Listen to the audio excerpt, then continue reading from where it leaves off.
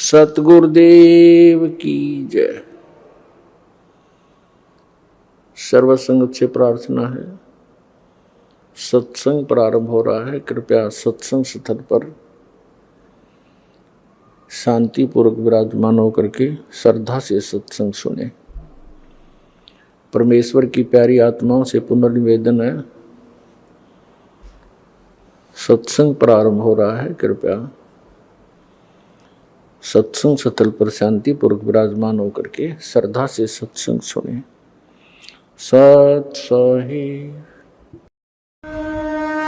संत रामपाल जी महाराज एक ऐसे महान संत जिन्होंने अपनी सतभक्ति, तत्व ज्ञान, करुणा और सेवा के बल पर समाज में नई मिसाल कायम की है।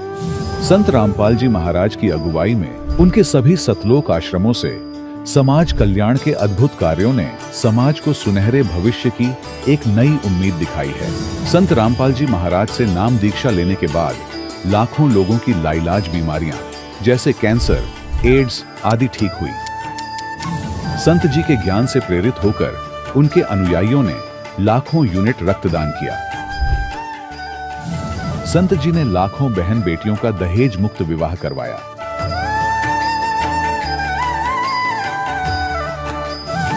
संत जी ने लाखों लोगों का नशा छुड़वाया, करोड़ों उजड़े परिवार बसे। संत जी के आश्रमों में समागम के दौरान निःशुल्क नेत्र चिकित्सा, दंत चिकित्सा प्रदान की जाती है।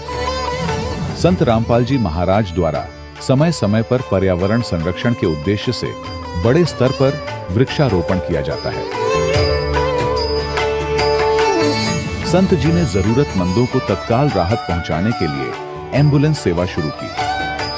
संत जी अपने अनुयायियों को देहदान के लिए प्रेरित करते हैं, जिससे मानवता की सेवा और चिकित्सा क्षेत्र में सुधार हो सके।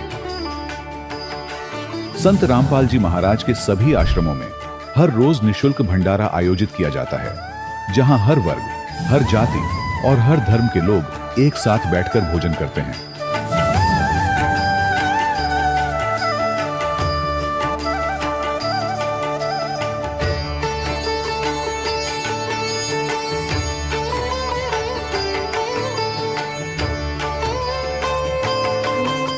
संत रामपाल जी महाराज की अन्नपूर्णा मुहिम ने गरीब और बेसहारा लोगों के जीवन में एक नई ऊर्जा और उम्मीद को जन्म दिया है। घर घर खाद्य सामग्री और जरूरी मदद पहुंचाकर संत रामपाल जी महाराज ने लोगों को दुख और मजबूरी से लड़ने की ताकत प्रदान की है।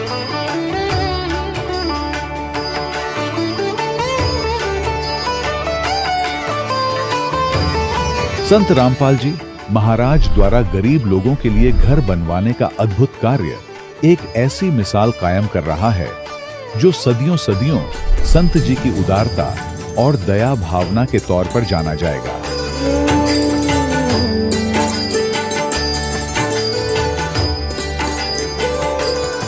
संत रामपाल जी महाराज के आश्रम में हजारों बुजुर्गों को सम्मान और प्यार के साथ जीवन जीने का अवसर मिलता है।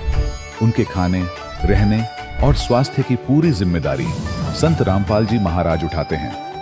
अनाथ बच्चों के लिए संत रामपाल जी महाराज के सभी आश्रम किसी वरदान से कम नहीं। यहाँ उन्हें शिक्षा, संस्कार और भविष्य के लिए बेहतर अवसर प्रदान किए जाते हैं। चाहे बाढ़ हो, भूकंप या महामारी, संत रामपाल जी महाराज और उनके अनुयायी हमेशा ही जरूरतमंदों के लिए सबसे आगे खड़े रहते हैं। कोविड महामारी के दौरान संत रामपाल जी महाराज के आश्रमों से करोड़ों लोगों के लिए भोजन, दवाइयां और जीवन रक्षक सामग्रियां उपलब्ध कराई गई। चाहे गरीब की मदद हो या किसी शोषित और पीड़ित वर्ग के हक और सम्मान की लड़ाई, संत रामपाल जी महाराज ने हमेशा ही उनकी दबी आवाज को सरकारों तक पहुंचाया है और उन्हें उचित न्याय दिलवाने में अहम भूमिका अदा की है। समाज में आध्यात्मिक और सामाजिक मूल्यों के प्रति जागरूकता लाने में संत रामपाल जी महाराज हर कदम पर मानवता के सच्चे सेवक साबित हुए हैं। संत रामपाल जी महाराज का जीवन हमें सिखाता है कि सच्ची सेवा वही है जो निस्वार्थ भाव से की जाए।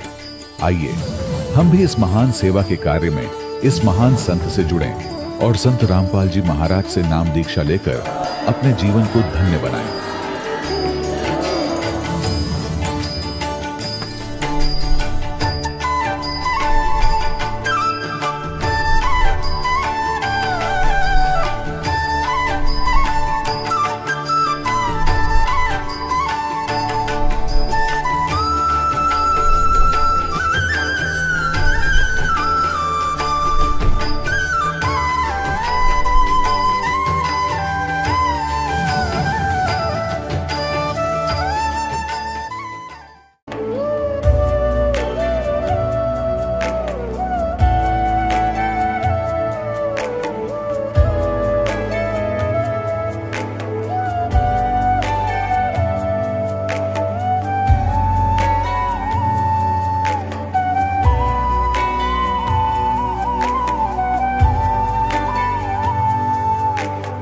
गीता 18 के श्लोक नंबर 62 में भगवान स्वयं कह रहे हैं कि अर्जुन उस परमेश्वर की शरण में जा जिसकी कृपा से परम शांति व शाश्वत स्थान अर्थात सतलोक को प्राप्त होगा।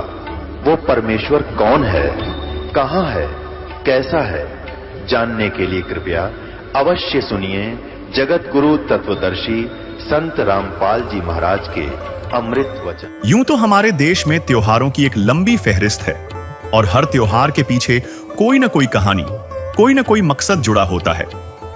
लेकिन क्या आज उन मकसदों को भी जंग लग गया है? क्या त्योहार अब सिर्फ कैलेंडर पर लिखी एक तारीख बनकर रह गए हैं, जिनकी आत्मा कहीं खो गई है? आज हम बात करेंगे भारत के सबसे बड़े त्योहार दिवाली की। वही दिवाली जो हर साल कार्तिक मास की अमावस्या को मनाया जाता है। हम सब इस दिन सुख समृद्धि और रिद्धि सिद्धि के लिए माता लक्ष्मी और गणेश की पूजा करते हैं। पर सवाल यह है कि क्या यह समृद्धि अब सिर्फ बाजार के डिस्काउंट और EMI स्कीम्स तक सिमट कर रह गई है? जिस पर्व का मकसद भीतर का अंधकार मिटाना था, वो अब दिखावे और कान फाड़ देने वाली आतिशबाजी के धुएं में क्यों गुम हो गया है? और ये सिलसिला सिर्फ दिवाली पर नहीं रुकता। इसके ठीक बाद आने वाले गोवर्धन पूजा और भाई दूज जैसे पर्व तक जारी रहता है। तो आज के इस स्पेशल एपिसोड में हम इन्हीं त्योहारों की खोई हुई आत्मा को टटोलने की कोशिश करेंगे और इनसे जुड़े कुछ बुनियादी सवालों के जवाब ढूंढेंगे। तो चलिए शुरू करते हैं पहले सवाल से। सवाल 1, आखिर हम दिवाली मनाते क्यों हैं? कहने को तो हर त्योहार किसी न किसी धार्मिक कथा से जुड़ा होता है। एक कहानी जो हमें बताई जाती है, सुनाई जाती है, ताकि हम उसे समझ सकें। दिवाली की जड़ें त्रेता युग में भगवान राम के अवतार से जुड़ती हैं। किस्सा यह है कि नारद जी के एक श्राप के कारण भगवान विष्णु को मनुष्य रूप में जन्म लेना पड़ा, जो कि अयोध्या के राजा दशरथ के बेटे श्री रामचंद्र रूप में जन्मे। वही श्री राम जिन्हें विवाह के फौरन बाद 14 साल का वनवास झेलना पड़ा। वही वनवास जहां रावण ने माता सीता का हरण किया। और फिर वही कार्तिक मास की अमावस्या की रात जब रावण का अंत करके 14 साल का वनवास काटकर श्री राम अपनी पत्नी सीता के साथ अयोध्या लौटे। कहते हैं उस दिन अयोध्या वासियों ने घी के दिए जलाकर अमावस्या की रात को रोशन कर दिया था, जो कि एक राजा के लौटने की खुशी थी, अन्याय पर न्याय की जीत का उत्सव था। पर सवाल यह है कि उस उत्सव की आत्मा आज कहां है? उस घी के दिए की जगह ले ली है बारूद और कान फाड़ देने वाले शोर ने। हर साल हम इसी मौके पर करोड़ों अरबों का धुआं हवा में घोल देते हैं। वही वायु प्रदूषण जिसका रोना हम साल भर रोते हैं, दिवाली पर परंपरा का चोला ओढ़ लेता है। अस्पतालों में जले हुए बच्चों की लाइनें लगती हैं, कई अपनी आंखें गंवा देते हैं, न जाने कितने घरों में आग लग जाती है। 7 साल के बच्चे के हाथ में पटाखा फूट गया, जिससे उसके हाथ और आंख पर काफी गंभीर चोट आई। क्या हुआ, कैसे लगा?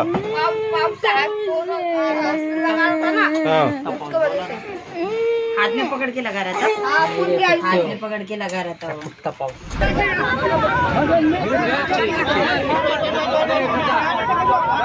लगभग 1 घंटा हो गया। व्यवस्था जो है ना बहुत ही लचर पचर है, बिकॉज यहाँ पे जो है ना काफी ज्यादा। दिल्ली, पुणे, सागर, पटना, जालौन, सुपौल, किशनगंज, ये तमाम वो शहर हैं जहां दिवाली की रात कयामत की रात बनकर आई। बांसवाड़ा के खांडू कॉलोनी क्षेत्र में दिवाली की तैयारियों के बीच एक हादसे में 9 वर्षीय बच्चा फटाका फोड़ते समय झुलस गया। पुडुचेरी में दिवाली के दिन एक दर्दनाक हादसे की तस्वीरें सामने आई हैं। स्कूटर पर पटाखे लेकर जा रहे एक पिता और उनके 7 साल के बेटे की मौत हो गई। स्कूटर पर ले जा रहे पटाखे में जबरदस्त धमाका हो गया, जिससे दोनों की मौके पर ही मौत हो गई। ये हादसा पुडुचेरी विल्लुपुरम सीमा पर कल दोपहर में हुआ और ये पूरी घटना वहां लगे एक CCTV कैमरे में कैद हो गई। इस घटना का वीडियो सोशल मीडिया पर वायरल हो रहा है। जशपुर से बड़ी खबर, 9 साल के बच्चे की मौत हो गई है। बताया जा रहा है कि पटाखा फोड़ते समय यह हादसा हुआ और 9 साल के बच्चे की दर्दनाक मौत हो गई। कांच के गिलास ढककर फोड़ रहा था पटाखा। कांच के टुकड़े बच्चे के सीने में घुसे और इलाज के दौरान बच्चे ने दम तोड़ दिया। दिल्ली के अलीपुर इलाके में एक पटाखा फटने से 28 अक्टूबर को 9 साल के बच्चे की मौत हो गई। खेल खेल में बच्चे ने पटाखे को जलाकर स्टील के ग्लास में रख दिया। पटाखा फटते ही ग्लास का एक हिस्सा बच्चे के शरीर में घुस गया, जिसकी वजह से उसकी मौत। दिवाली से 2 दिन पहले केरल में बड़ा हादसा हुआ है। जी हां, बड़ा हादसा हो गया केरल में। केरल के कासरगोड में धमाका हुआ। आतिशबाजी के दौरान यह हादसा हुआ। पटाखा गोदाम तक चिंगारी पहुंच गई। हादसे में 150 लोग घायल हुए हैं। 8 लोग गंभीर झुलसे हैं, जख्मी। ये देखिए तस्वीरें, भयंकर ब्लास्ट की तस्वीरें सामने आई हैं, जैसे कोई बम फटा। दिवाली से 2 दिन पहले केरल में बड़ा हादसा हो गया है। केरल के कासरगोड में यह धमाका हुआ। जबरदस्त ब्लास्ट हो जाता है। आतिशबाजी के दौरान पटाखा गोदाम तक चिंगारी पहुंच जाती है और पूरा इलाका दहल जाता है, थरथरा जाता है, कांप उठता है। पटाखा गोदाम तक चिंगारी पहुंची और भयंकर ब्लास्ट हुआ, जैसे कोई मिसाइल वहां पर गिरी हो, बम फटा हो। हादसे में 150 लोग घायल हो गए, जख्मी हो गए। 8 लोग गंभीर रूप से घायल बताए जा रहे हैं, जिनका इलाज चल रहा है, उपचार चल रहा है। सभी घायल।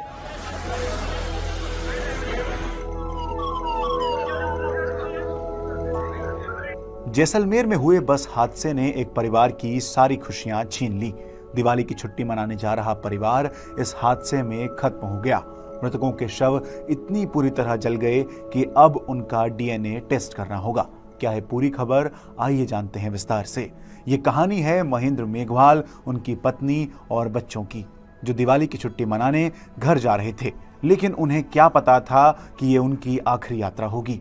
कितनी खुशी के साथ पत्नी पार्वती के साथ वो दिवाली की प्लानिंग कर रहे थे, पर उस मनहूस बस ने सबकी खुशियां छीन ली। जैसलमेर से महेंद्र अपने घर के लिए निकले थे। घर पर उनकी मां अपने पोते पोतियों का इंतजार कर रही थी, लेकिन तभी रास्ते में अनहोनी हो गई। इस अनहोनी ने कई परिवारों की खुशियां छीन ली। दिवाली का त्योहार सबके लिए मातम में बदल गया। दर्शकों, एक तरफ हम समृद्धि की देवी को बुला रहे हैं और दूसरी तरफ अपनी ही हवा, अपनी ही सेहत और अपनी ही संपत्ति को आग लगा रहे हैं। यह कैसा त्योहार मनाना हुआ? संत रामपाल जी महाराज अपने सत्संगों में बताते हैं कि ऋग्वेद में साफ साफ ज्योति यज्ञ यानी देशी घी का दीपक जलाने से होने वाले हवन और उससे आत्मा की शुद्धि की बात की गई है।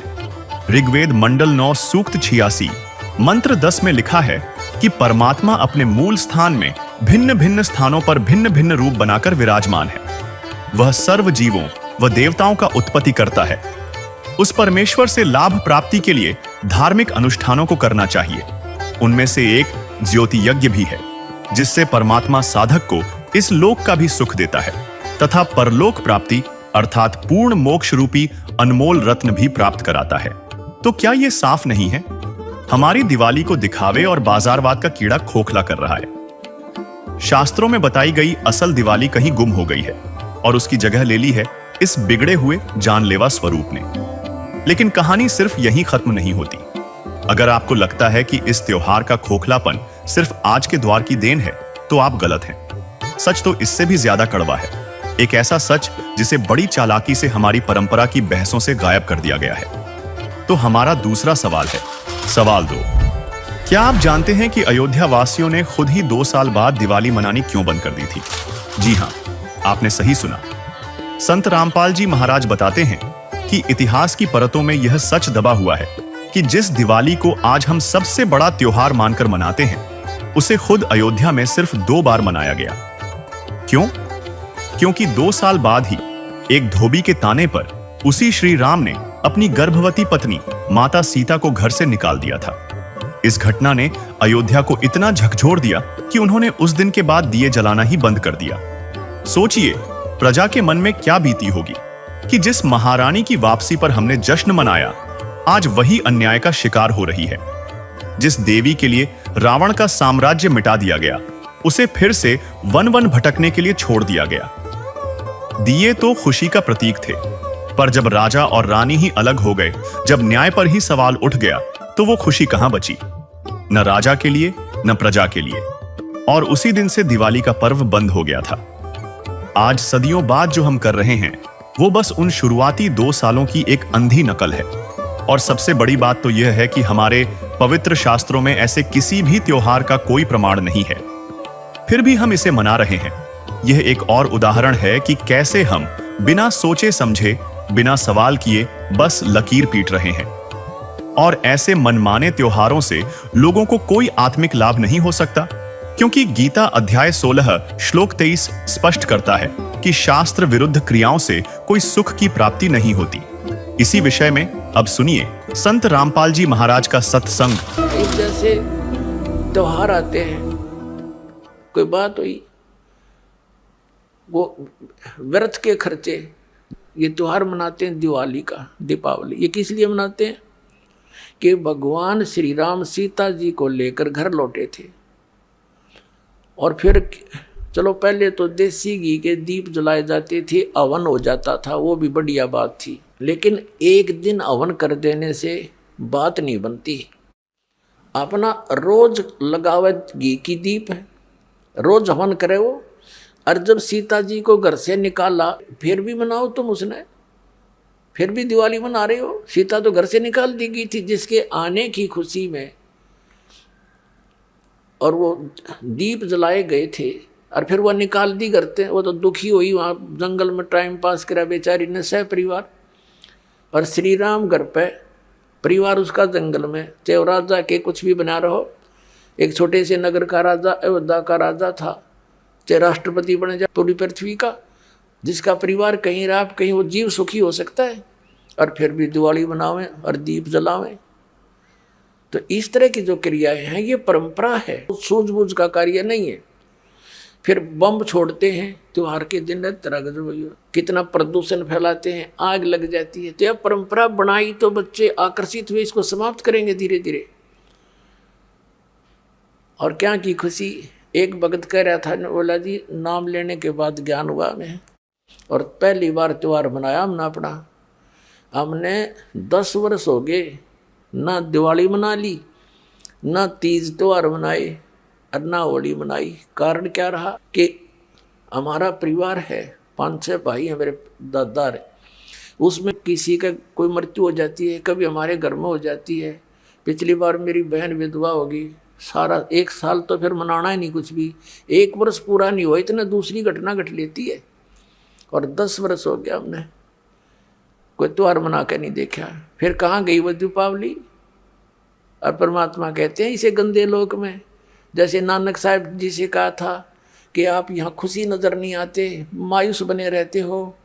तब नानक साहब जी ने कहा था, ना जाने काल की कर डारे, किसी भी ढल जा पासावे, अर्जी नाते सरते मौत खुड़क दी, उन्होंने के डांसावे। दिवाली के उपलक्ष्य में माता लक्ष्मी जी की भी पूजा की जाती है। यानी दीपावली का जो त्योहार मनाया जाता है उसमें विशेष तो लक्ष्मी जी की ही पूजा होती है, और बाकी तो राम का दिखावा होता है एक दीपक लगाकर। दर्शकों, श्री रामचंद्र जी श्री विष्णु जी ही थे, और माता सीता जी स्वयं माता लक्ष्मी जी ही थीं। जब श्री राम जी व माता सीता जी वनवास से वापस अयोध्या आए थे, तब उनके आने की खुशी में घर घर में घी के दीप जलाकर खुशी मनाई गई थी। दर्शकों, 2 वर्ष बाद किसी कारण से माता सीता जी यानी माता लक्ष्मी जी को घर से बाहर भगवान श्री रामचंद्र जी यानी श्री विष्णु जी ने निकाल दिया। उसने वन में कष्टमय जीवन जिया। माता सीता जी ने आजीवन कष्ट उठाए। उसके बाद अयोध्या नगरी में मातम छा गया था। दीपावली नहीं मनाई गई। विचार करो, दिवाली के दिन लक्ष्मी जी की पूजा की जाती है, क्या उसके वन में जाने की खुशी में मनाई जा रही है? कुछ तो विवेक से काम लो। दूसरी बात, श्री रामचरितमानस यानी रामायण ग्रंथ की रचना श्री तुलसीदास जी ने श्री रामचंद्र जी के जन्म के लाखों वर्ष बाद अब कलयुग में विक्रमी संवत 1631 यानी सन 1574 ईस्वी में लिखा था। इसके बाद श्री राम जी की कथा फिर से प्रकाश में आई है। लगभग 100 वर्ष से यानी सन 1924 ईस्वी के बाद दीपावली का पर्व हिंदुओं के अंदर फिर से प्रचलन में आया।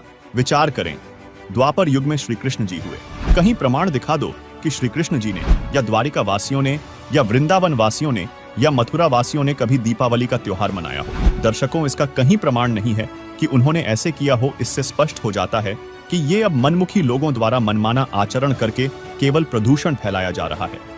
इसलिए ये दीपावली का त्योहार मनाना व्यर्थ है, इसमें कोरा प्रदूषण फैलाना ही है। श्री विष्णु जी यानी श्री राम जी तथा माता लक्ष्मी यानी माता सीता जी के कष्टमय जीवन को याद करते हुए इस काल के लोक से निकलकर सतलोक यानी गीता अध्याय 18 श्लोक 62 में बताए सनातन परम धाम को प्राप्त करने के लिए साधना करनी चाहिए।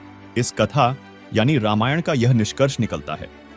हम संत रामपाल जी महाराज के शिष्य संत रामपाल जी महाराज द्वारा बताई गई वो सत साधना करते हैं, जिसमें श्री लक्ष्मी जी, श्री विष्णु जी और सभी इन 5 मुख्य देवताओं की साधना करते हैं। इन्हें डेली याद करते हैं, इनके दुख को हम शेयर करते हैं और भगवान से डरकर हम प्रतिदिन सुबह शाम देशी घी के दीप जलाते हैं ताकि प्रदूषण खत्म हो, क्योंकि हवन से प्रदूषण खत्म होता है। हम श्री लक्ष्मी जी, श्री विष्णु जी और सभी मुख्य देवताओं को सदा याद करते हैं। और ये लोग एक दिन ड्रामा करते हैं। इसके करने से न कोई धार्मिक लाभ और न ही कोई वातावरण में शुद्धता। हम जो साधना करते हैं उससे धार्मिक लाभ के साथ साथ भगवान की डेली याद बनी रहती है।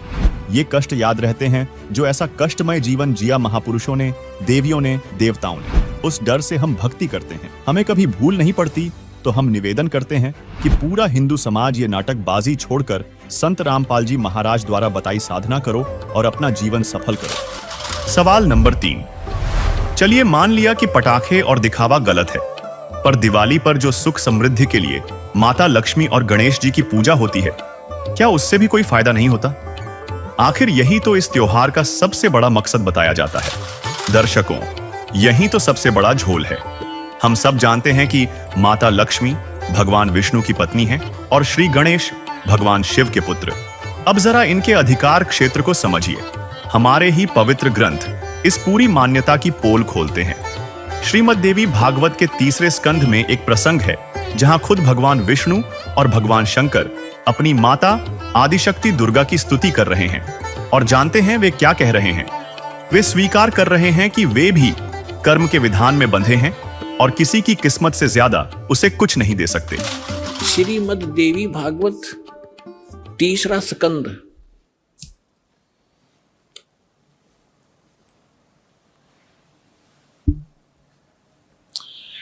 ये गीता प्रेस गोरखपुर से प्रकाशित है। ये देखिएगा, इसके ये सचित्र मोटा टाइप, केवल हिंदी, संपादक हनुमान प्रसाद पोदार, चिमनलाल गोस्वामी। और ये यहां से प्रकाशित है, मुद्रित और प्रकाशित। ये गीता प्रेस गोरखपुर से है। गीता भवन कार्यालय कोलकाता का संस्थान, गीता प्रेस गोरखपुर। इसके 123 पृष्ठ पर ले चलते हैं आपको। बिल्कुल 2 मिनट में सारी कहानी समझ में आ जाएगी। 123 पृष्ठ पे ये 3 स्कंद। भगवान विष्णु अपनी माता दुर्गा की महिमा स्तुति करते हुए, उनकी स्तुति करते हुए बोल रहे हैं, तुम शुद्ध स्वरूपा हो, यह सारा संसार तुम इसे उद्भासित हो रहा है। मैं ब्रह्मा और शंकर, हम सभी तुम्हारी कृपा से विद्यमान हैं। हमारा आविर्भाव माने जन्म, तिरोभाव माने मृत्यु। हमारा तो जन्म और मृत्यु हुआ करता है। केवल तुम ही नित्य हो, जगत जननी हो, प्रकृति और सनातनी देवी हो। ये प्रकृति शब्द याद रखना कि दुर्गा को प्रकृति भी कहते हैं। जिस समय दास आपको श्रीमद् भगवत गीता में यह सिद्ध करेगा कि ब्रह्मा विष्णु महेश की उत्पत्ति दुर्गा से हुई है और गीता में वर्णित है, उस समय प्रकृति शब्द आपका काम आओगा कि प्रकृति दुर्गा को कहते हैं। गीता के अंदर 2 प्रकृति बताई है। एक तो जड़, जैसे ये अग्नि वायु हवा आदि, और एक चेतन। चेतन ये दुर्गा प्रकृति है। तो इसलिए कहते हैं तुम आप ही प्रकृति हो। और फिर भगवान शंकर क्या कहते हैं देखिएगा। भगवान शंकर बोले, देवी यदि महाभाग विष्णु तुम्ही से प्रकट हुए हैं, उनके बाद उत्पन्न होने वाले ब्रह्मा भी तुम्हारे बालक हुए, फिर मैं तमोगुणी लीला करने वाला,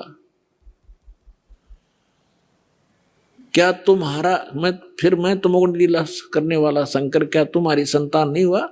अर्थात मुझे भी उत्पन्न करने वाली तुम ही हो शिवे। संपूर्ण संसार की सृष्टि करने में तुम बड़ी चतुर हो। इस संसार की सृष्टि, स्थिति और संहार में तुम्हारे गुण सदा समर्थ हैं। उन्हीं तीनों गुणों से उत्पन्न हम ब्रह्मा विष्णु एवं शंकर नियमानुसार कार्य में तत्पर रहते हैं। अपनात्माओं, इस पवित्र पुराण के चंद पंक्तियों ने 4-5 कंसेप्ट क्लियर कर दिए। नंबर 1, ब्रह्मा विष्णु महेश की जन्म मृत्यु होती है, ये अविनाशी नहीं है। दूसरा ये कर दिया कि दुर्गा प्रकृति को कहते हैं। तीसरा ये हो गया कि प्रकृति दुर्गा इनकी माँ है। और चौथा ये हो गया कि रजगुण ब्रह्मा है, सतगुण विष्णु, तमगुण शिव जी। और पांचवा ये हो गया कि ये भगवान केवल वर्क डन दे सकते हैं, जैसा जिसका कर्म है इसमें ये कोई परिवर्तन नहीं कर सकते, ये इससे सिद्ध हो। अब आप खुद सोचिए, ये तो वही बात हो गई कि मिनिस्ट्री में बैठे बड़े अफसर खुद कह रहे हैं कि उनके हाथ में कुछ नहीं है, सब ऊपर से तय होता है। तो जब खुद विष्णु जी और शिव जी हमारे कर्मों में फेरबदल नहीं कर सकते, तो उनकी पत्नी और उनके पुत्र हमारी किस्मत को कैसे बदल सकते हैं? इससे यह शीशे की तरह साफ हो जाता है कि इनकी पूजा से भी हमें उतना ही मिलता है जितना हमारे कर्मों में पहले से लिखा है। एक दाना कम नहीं, एक दाना ज्यादा नहीं। लेकिन हमारे ही सदग्रंथों में एक ऐसी परम शक्ति का भी वर्णन है, एक ऐसे सुप्रीम अथॉरिटी का जिक्र है जो कर्म के इस विधान को भी बदल सकता है, जो हमें किस्मत से भी ज्यादा दे सकता है। इसीलिए उसे बंदी छोड़ और पाप नाशक कहा गया है। वो कौन है? अब सुनिए संत रामपाल जी महाराज का अनमोल सत्संग। तो हमने अभी तक न तो सत्यनारायण का ज्ञान था और न ही सतलोक का।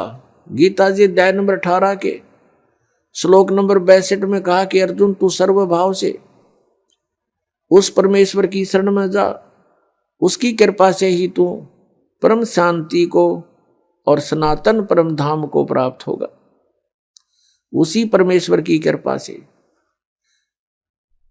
सनातन परम धाम और परम शांति। जब तक जन्म मृत्यु है जीव को शांति नहीं हो सकती, क्योंकि इस पृथ्वी पर आप किसी भी जीव को देख लो, किसी को भी चैन नहीं है। हम राजा लोगों को ये समझते थे ये बड़े सुखी हैं, इन जैसा दुखी धरती पर इंसान नहीं। ये सत्कर मान लें। अब इनके बस की बात नहीं, ये राज ना करें क्योंकि इनके भाग में लिख रखे है, इसकी इनकी किस्मत है, पिछले पुण्य है। उन पुण्यों के प्रतिफल में उनको ये समस्या मिली हुई है। देखो, एक छोटे से परिवार का एक मुखिया होता है जिसमें 5-7 सदस्य होते हैं। उनकी व्यवस्था में वो कितना दुखी रहता है। किसी कोई बीमार हो गया, किसी के कपड़े लेने हैं, किसी की फीस भरनी है, फिर विवाह के योग्य हो गए, विवाह ना हुआ तो चिंता होगी, तो फिर आगे मनमाने और समस्या, पुत्र ना हुए उनका तो समस्या।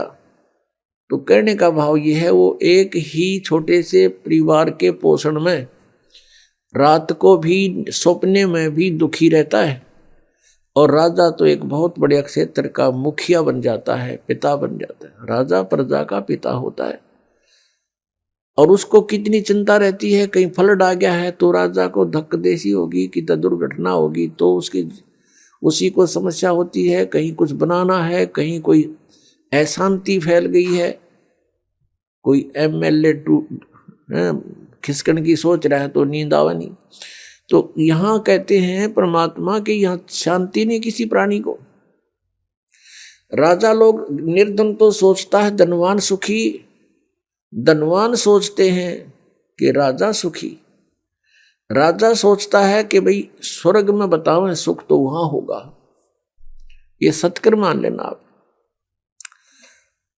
इन राजा लोगों को सुख नाम की चीज नहीं है, सपने में भी नहीं सुख इनको। और फिर ये सोचते हैं स्वर्ग में सुख है।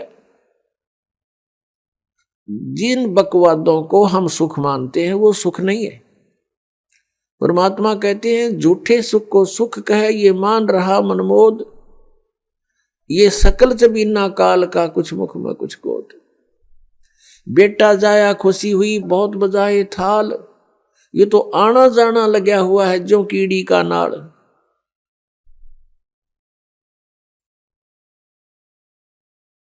अब राजा सोचते हैं कि स्वर्ग में सुख होगा, अब स्वर्ग के देवता जो उनकी दुर्गति, उनके इतिहास पढ़कर देखो पुराणों में, कभी असुर और देवताओं का और सुरों का युद्ध हो गया, राक्षसों का, कभी देवता हार गए, कभी असुर हार गए। इंद्र जो स्वर्ग का राजा होता है, गद्दी छोड़ भाग गया, असुरों ने कब्जा कर लिया स्वर्ग पर, वो कहीं जंगल में भूखा प्यासा भटक रहा है। और इंद्र सोचता है कि ब्रह्मा विष्णु महेश सुखी होंगे। ये तीन लोग के एक एक विभागीय मंत्री हैं। अब ये ब्रह्मा विष्णु महेश कितने सुखी हैं।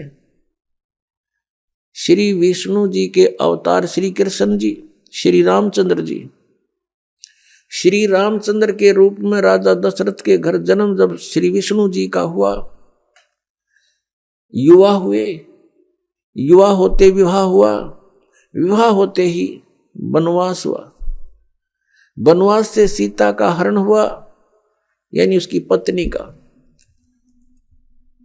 रावण उठा ले गया, और फिर रावण के साथ युद्ध हुआ।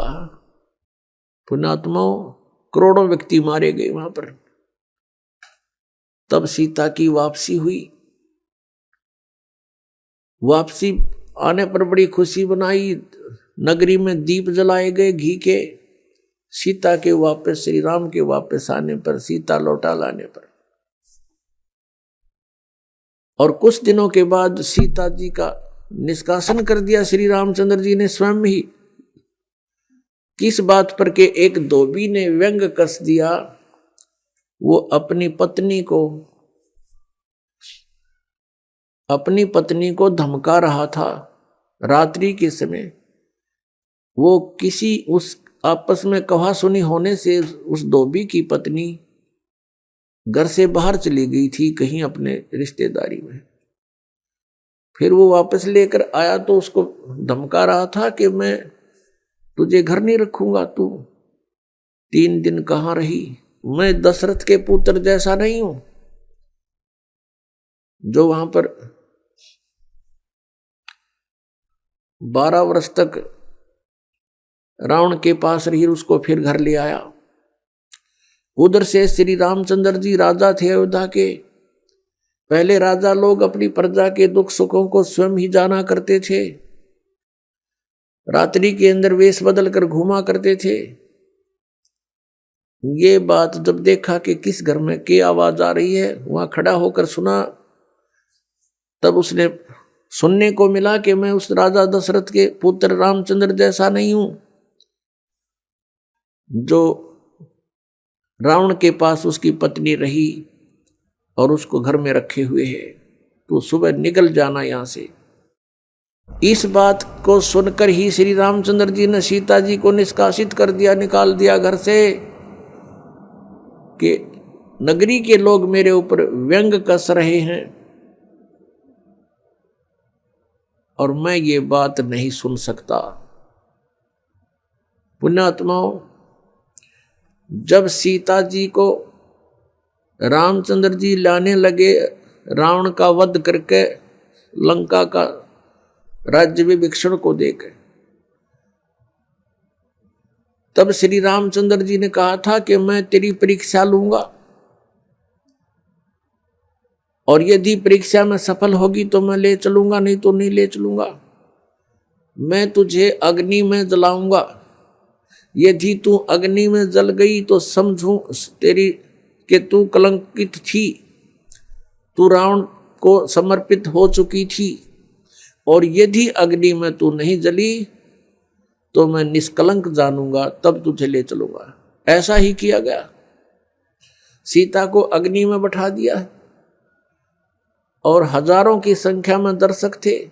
सीता जी नहीं जली और सब ने कहा कि भगवान निष्कलंक है, माई निष्कलंक है, और इतनी कठोर परीक्षा लेकर के वापस अपने घर लाया था। और फिर एक व्यक्ति के कहने से श्री रामचंद्र जी ने उसको निकाल दिया, अपनी पत्नी को। तो कहाँ गई वो उसका अपना जजमेंट? तो ऐसे ये राजा के योग्य भी नहीं थे ये लोग, और हम इनको भगवान मान रहे थे। एक गर्भवती औरत को अपनी को घर से बाहर निकाल देता है, कहीं मरो कहीं जाओ, कोई बात थी या? फिर परीक्षा लेने की क्या जरूरत थी? और क्यों इतनी दुनिया मरवाई, फिर छोड़ देता रहे, रावण के पास ही रहती हो। पुण्यात्मा, यहाँ का राजा काल भगवान है और ये नहीं चाहता कि यहाँ के प्राणियों को परमात्मा का पता लग जाए, जिस कारण से इसने इनको भगवान सिद्ध करवा रखा था अपने नकली दूतों के माध्यम से।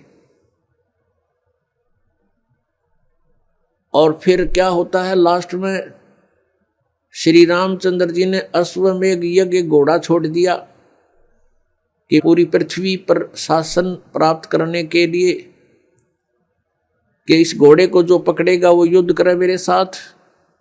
वो घोड़ा उन्हीं के पुत्रों ने, जो सीता जी ने बाहर जाके जन्म दिया था ऋषि वाल्मीकि की कुटिया में, एक पुत्र गर्भ में था, दूसरा फिर वाल्मीकि जी की मिसअंडरस्टैंडिंग के कारण एक घास से, यानी कुसा से, या घास होती है डाब, इससे एक लड़का बनाया था। ये अलग कहानी है, फिर बताएंगे। तो लव और कुश नाम से प्रसिद्ध हुए। लव तो सीता के गर्भ से जन्म हुआ था और कुश को वाल्मीकि जी ने अपनी भक्ति शक्ति से उसको बनाया था। लव और कुश युवा थे, उन्होंने वो श्री रामचंद्र जी का घोड़ा पकड़ लिया। फिर उनका पिता पुत्रों का युद्ध हुआ तो दोनों ने छक्के छुड़ा दिए राम के, और सीता जी फिर भी उनके हाथ नहीं आई और वो पृथ्वी के अंदर समा गई। और श्री रामचंद्र जी ने आकर के सरयू नदी के अंदर, अयोध्या के साथ से बह रही एक सरयू दरिया, उसमें जल समाधि ले ली इसी दुख में। अब श्री कृष्ण जी का इतिहास देख लो। श्री विष्णु जी अवतार श्री कृष्ण जी, श्री राम वाली, श्री रामचंद्र जी के जीवन वाला भोग भोग के वो प्राणी श्री कृष्ण रूप में फिर जन्म हुआ। सारा जीवन दुखी रहा श्री कृष्ण, सारा जीवन जेल में जन्म हुआ, माता पिता कैद में, कभी मामा शत्रु हो गया, कभी पूतना मारने जा रही है, कभी केसी, कभी चाणोर शत्रु हो गया, कभी जरासिंह लड़ने को आ रहा है, कभी शिशुपाल से युद्ध हो रहा है, कवासुनी हो रही है, और कभी फिर कल्यवन आ रहा है। इस दुख में श्री कृष्ण जी ने मथुरा का त्याग कर दिया और ऐसे स्थान पर रहने लगे जहां कोई ना पहुंच सके। समझदार व्यक्ति यही सोचते हैं, राड से बाढ़ अच्छी होती है, झगड़े से बचाव अच्छा होता है। श्री कृष्ण जी उन सबको भी मार सकते थे, क्योंकि वो त्रिलोक के में एक विभागीय मंत्री है, एक विशेष शक्ति होती है प्राणी में, वो उनके अंदर शक्ति थी। लेकिन यही सोचा था कि किस किस ने मारूं, या तो सबकी बुद्धि भ्रष्ट। तो श्री कृष्ण जी ने द्वारका बनाई। समुद्र के बीच में एक टापू था जिसका केवल एक गेट था, द्वारिका, एक द्वार की नगरी। और ये सोच करके वहां यदि इतनी दूर, पहले तो कोई आवेगा नहीं, ऐसे स्थान पर जा रहे हम, और वहां कोई आवेगा युद्ध करने, तो हम एक ही तरफ से उसका सामना कर सकते हैं, इसलिए एक गेट था उसका, और बाकी 3 समुद्र था 3 तरफ। तो वहां श्री कृष्ण जी चले गए, अपना अधिकतर सारा ही जीवन वहां व्यतीत किया। यहाँ तो ज्यादा से ज्यादा 18 साल के 20 वर्ष के तक यहाँ रहे थे द्वारका में, और बाकी फिर लगभग 200 वर्ष तक जिए थे श्री कृष्ण जी, और बाकी का समय द्वारका में व्यतीत किया था उन्होंने। तो अब ये जो लोग अनजान संत ऋषि, ये गुरु नकली हमें भ्रमित करते हैं कि द्वारका का, उस गोवर्धन का की परिक्रमा करनी चाहिए और वृंदावन अवश्य जाना चाहिए, मथुरा में अवश्य जाना चाहिए, वहाँ हमारे भगवान ने लीला की है, उनके चरण कमल टिके हैं, वहाँ घूमा करते थे, स्नान किया करते थे। अरे श्री कृष्ण जी यहाँ 20 वर्ष रहे थे मथुरा में, बाकी 180 साल तो वहाँ रहे हैं द्वारका में, और वहाँ का नामो निशान मिट गया उस द्वारका को।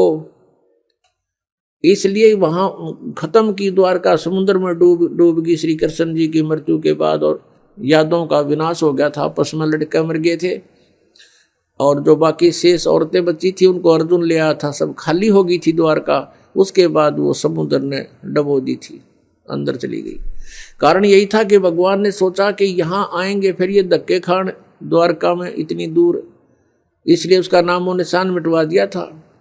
अगर आज द्वारका होती तो ये नकली कहते द्वारका में भगवान रहे थे, वहाँ जाया करो, वहाँ बहुत पुण्य होता है। उस द्वारका में तो सत्यानाश होया था, सारे यादव कटका मर गए थे वहाँ पर। आज भी जाते हैं वहाँ बहुत से श्रद्धालु। तो कहने का भाव यह है कि जब तक आत्म ज्ञान बिना नर भटके, इस तत्व ज्ञान बिना नर भटके, कदे मथुरा कदे काशी। फिर श्री कृष्ण जी का फिर कैसे अंत हुआ? श्री कृष्ण जी के सामने पूरा यादव कुल आपस में लड़का मर गया, पोते पड़पोते रिश्तेदार सब आपस में कटका मर गए। और वो सारा सांग देख कर, वो सारा अनर्थ देख कर जब श्री कृष्ण जी की मृत्यु हुई, एक परिवार के सामने एक आधे की मृत्यु हो जाती है, उसका कलेजा फट जाता है, रो रो के पागल हो जाता है इंसान। तो पुण्यात्माओं, आज तक हमें सत्यनारायण कथा नहीं मिली थी, और ये सत्य कथा है। सत्यनारायण का अर्थ है सच्चा भगवान, और सच्चे भगवान की सच्ची कहानी, सच्ची कथाएं। तो प्रसंग चल रहा है कि परमात्मा ने बताया कि तुम जब तक जन्म और मृत्यु के अंदर हो, सुख नहीं हो सकता, शांति नहीं हो सकती। अब इंद्र सोचता है ब्रह्मा विष्णु महेश सुखी होंगे। अब इन ब्रह्मा विष्णु महेश की आप देख रहे हो, श्री राम की, श्री विष्णु जी की, श्री कृष्ण जी की कैसे दुर्गति हुई। श्री कृष्ण यानी ब्रह्मा विष्णु महेश सोचते हैं कि परमात्मा कोई और है, हम सुखी नहीं हैं। अब प्रसंग चल रहा है कि सत्यनारायण कथा जो है, सत्यनारायण का अर्थ है अविनाशी परमात्मा। ब्रह्मा विष्णु महेश ये सत्यनारायण नहीं है। श्री विष्णु जी को हम सत्यनारायण जानकर किसकी कथा सुना और सुनाया करते थे, सुनते और सुनाते थे। आपको दिखाते हैं कि श्री ब्रह्मा जी, श्री विष्णु जी, श्री शिव जी ये सत्यनारायण नहीं थे, अविनाशी भगवान नहीं थे, ये नाशवान थे, इनकी जन्म मृत्यु होती थी। एक झलक दिखाएंगे आपको, समझदार को संकेत बहुत होता है। देखिएगा श्रीमद् देवी भागवत, श्रीमद् देवी भागवत गीता प्रेस गोरखपुर से प्रकाशित है। इसके संपादक हैं हनुमान प्रसाद पोदार, चिमन लाल गोस्वामी। ये कहाँ से मुद्रित है? प्रकाशक एवं मुद्रक हैं गीता प्रेस गोरखपुर, गोविंद भवन कार्यालय कोलकाता का संस्थान। इसका एक थोड़ी सी झलक दिखाते हैं। 123 पृष्ठ, तीसरा स्कंद, 123 पृष्ठ है, ये तीसरा स्कंद। भगवान विष्णु, श्री विष्णु जी अपनी माता दुर्गा की स्तुति करते हुए बता रहे हैं, तुम शुद्ध स्वरूपा हो, यह सारा संसार तुम इसे उद्भासित हो रहा है। मैं ब्रह्मा और शंकर, हम सभी तुम्हारी कृपा से विद्यमान हैं। हमारा आविर्भाव और तिरोभाव हुआ करता है। आविर्भाव माने जन्म और तिरोभाव माने मृत्यु। हमारा तो जन्म और मृत्यु हुआ करता है। केवल तुम ही नित्य हो, जगत जननी हो, प्रकृति और सनातनी देवी हो। ये प्रकृति दुर्गा को कहते हैं, ये भी ध्यान रखना, ये गीता जी में काम आओगा आपका। भगवान शंकर बोले, देवी यदि महाभाग विष्णु तुम्ही से प्रकट हुए हैं तो उनके बाद उत्पन्न होने वाले ब्रह्मा भी तुम्हारे बालक हुए।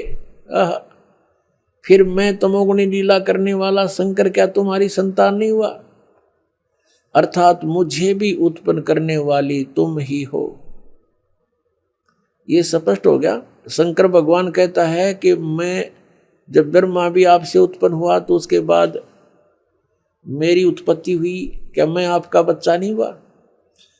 मुझे भी उत्पन्न करने वाली तुम ही हो। शिवे, संपूर्ण संसार की सृष्टि करने में तुम बड़ी चतुर हो। ये शिवे उसी को बोलते हैं, दुर्गा को। इस संसार की सृष्टि, स्थिति और संहार में तुम्हारे गुण सदा समर्थ हैं। उन्हीं तीनों गुणों से उत्पन्न हम, यानी ब्रह्मा, विष्णु एवं शंकर, रजगुण ब्रह्मा, सतगुण विष्णु, तमगुण शिव जी, शंकर भगवान नियमानुसार कार्य में तत्पर रहते हैं। अब इस पवित्र पुराण ने, इस श्रीमद् देवी भागवत पवित्र पुराण ने 4 कंसेप्ट क्लियर कर दिए। एक तो ये कि ब्रह्मा विष्णु महेश नासवान है, इनकी जन्म मृत्यु होती है, ये सत्यनारायण नहीं है। और दूसरा ये हो गया कि दुर्गा इनकी माता है तीनों की। तीसरा ये हो गया कि रजगुण ब्रह्मा, सतगुण विष्णु, तमगुण शिव जी। और चौथा कंसेप्ट ये क्लियर हो गया कि ये केवल नियमित कार्य ही कर सकते हैं, यानी जिसके भाग्य में जो कुछ लिखा है उतना ही दे सकते हैं। दुख है तो दुख ही देंगे, ये उसमें परिवर्तन नहीं कर पाओगे। और सुख है आपके भाग्य में तो उसको भी यदि आप इनकी भक्ति करते हो तो निर्बाध दिला देंगे। लेकिन ये कर्म, आपके कर्म में दुख है तो उसको परिवर्तन नहीं कर सकते। ये किसी भी प्रकार के पाप कर्म दंड का नाश नहीं कर सकते, ना संचित कर्म को नाश कर सकते और न ही ये प्रारब्ध के कर्म का नाश कर सकते।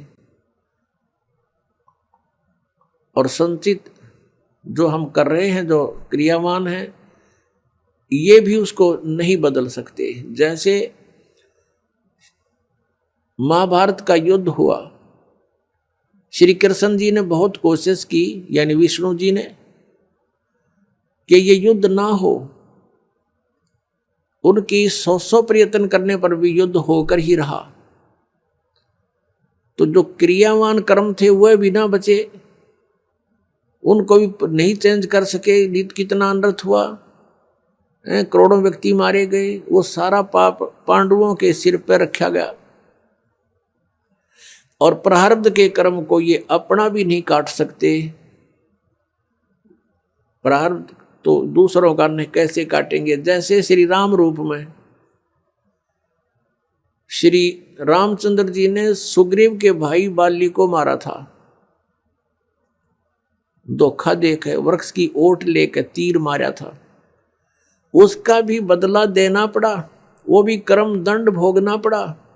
उसके प्रारब्ध में लिखा गया वो कर्म श्री कृष्ण रूप में।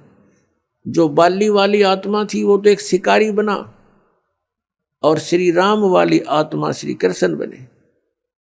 और श्री कृष्ण जी का वध विषाक्त तीर, यानी जहर से बुझे हुए तीर मार कर उस एक शिकारी ने उनका वध किया। तो उनका अपना भी कर्म भोगना पड़ा उन भगवानों को, जिनकी हम गुण गाया करते थे, जिनको सर्वशक्तिमान बताया करते थे। तो वो भी सर्वशक्तिमान नहीं पाए, ये अविनाशी भी नहीं पाए, क्योंकि इनकी जन्म मृत्यु होती है। इनके पिता कौन है? इनके पिता काल रूपी ब्रह्म है। पुण्यात्माओं, सत्संग के अंदर परमात्मा की याद दिलाई जाती है, आत्मा और परमात्मा की स्थिति बताई जाती है। कौन से कर्म अच्छे हैं, कौन से बुरे हैं, ये याद दिलाई जाती है। और आपको जो मिशन से जुड़ता है, जो भगवान चाहता है, उसको स्ट्रिक्टली कहा जाता है कि ये पाप नहीं करोगे, ऐसा नहीं करोगे तो तुम सफल होगे। सच्चाई है ये।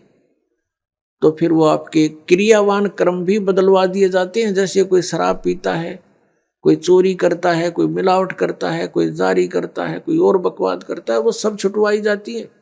वो क्रियावान कर्मों को भी चेंज कर दिया जाता है, प्रारब्ध के अंदर आपकी किस्मत में कोई जबरदस्त दुख है, उसको भी परमात्मा हल्का करके नाश कर देते हैं। परमेश्वर शरण में आने से आई टले बला, और जय मस्तिष्क में जय भाग्य में सूली होवा काटे में टल जा।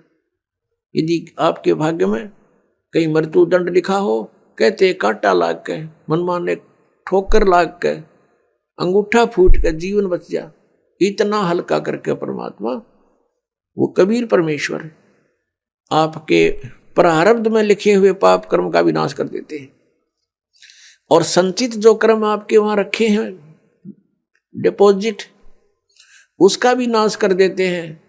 तो चलिए अब हम अपने पवित्र वेदों में ही देखते हैं कि परमात्मा पाप नाश कर सकता है या नहीं। देखिए यजुर्वेद अध्याय 8 मंत्र 13। दर्शकों, यजुर्वेद अध्याय 8 मंत्र 13 में 6 बार लिखा है कि परमात्मा साधक के घोर पाप का भी नाश कर सकता है। स्वयं पढ़िए यजुर्वेद अध्याय 8 मंत्र 13, जिसमें लिखा है कि वेदों को बोलने वाला ब्रह्म कह रहा है कि हे पूर्ण ब्रह्म, आप सत भक्ति करने वाले भद्र पुरुष संत ऋषि द्वारा किए हुए पाप के क्षमा अर्थात विनाश करने वाले हो, साधारण व्यक्ति के किए हुए पाप के विनाश करने वाले हो। सत भक्ति चाहे पिता करे, उस पिता के किए हुए पाप के विनाश करने वाले हो। शास्त्र अनुकूल साधना चाहे कोई स्वयं करे, उसके अपने किए हुए पाप के विनाश करने वाले हो। और तो और आप पाप के पाप अर्थात घोर पाप के विनाश अर्थात क्षमा करने वाले हो। जो सतभक्ति करने वाला पाप चाहे शिक्षित अर्थात पंडित या अशिक्षित करे, उसके तथा सर्व सतभक्ति स्तुति करने वालों के पाप के विनाश करने वाले हो। जिससे स्पष्ट होता है कि संत रामपाल जी महाराज जी की यह बात सत्य है कि परमात्मा घोर पाप का भी नाश कर देता है।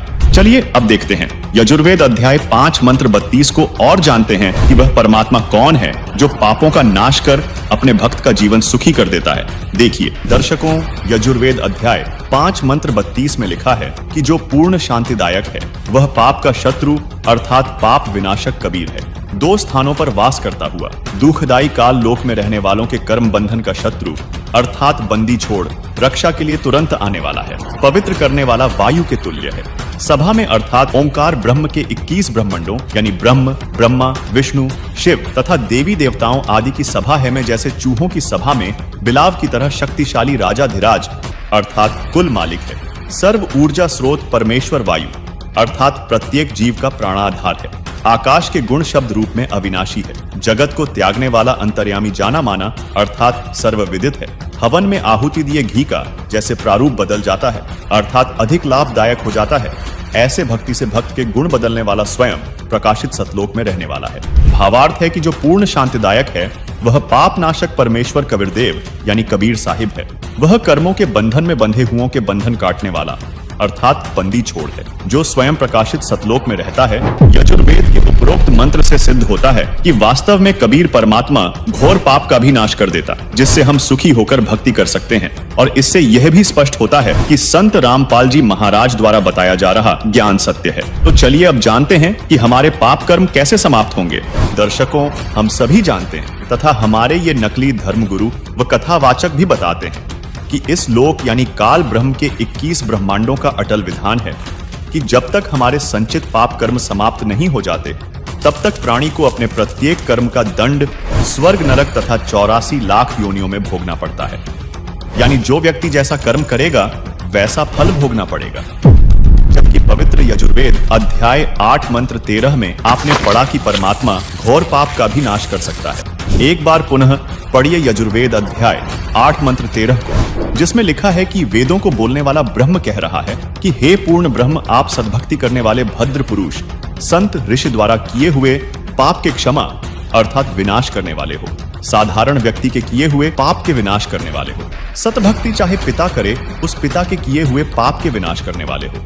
शास्त्र अनुकूल साधना चाहे कोई स्वयं करे, उसके अपने किए हुए पाप के विनाश करने वाले हो। और तो और आप पाप के पाप अर्थात घोर पाप के विनाश अर्थात क्षमा करने वाले हो। जो सतभक्ति करने वाला पाप चाहे शिक्षित अर्थात पंडित या अशिक्षित करे, उसके तथा सर्व सतभक्ति स्तुति करने वालों के पाप के विनाश करने वाले हो। दर्शकों, यजुर्वेद 8 मंत्र 13 का कुछ स्वार्थी व नकली व्यक्ति यह भावार्थ लगा सकते हैं कि पाप करते रहो, बाद में परमात्मा आपके सर्व पापों का नाश कर देगा। तो इस विषय में संत गरीबदास जी ने अपने सामने धर्मराज व कबीर परमात्मा के मध्य हुई वार्ता में बताया है। सुनिए। यहाँ क्या बता रहे हैं कि परमात्मा जब ऊपर लेकर गए गरीबदास जी को, तो परमेश्वर के शरीर से वहां जब उसने देखा ऐसी चमक थी और धर्मराज अपने सिंहासन पर विराजमान था, न्यायाधीश परमात्मा वहां प्रवेश किया, एकदम वो कुर्सी छोड़कर खड़ा हो गया, सिंहासन छोड़कर, और ऐसे जैसे एक उच्च अधिकारी के सामने बहुत निम्न सत्र का अधिकारी करबद्ध होकर के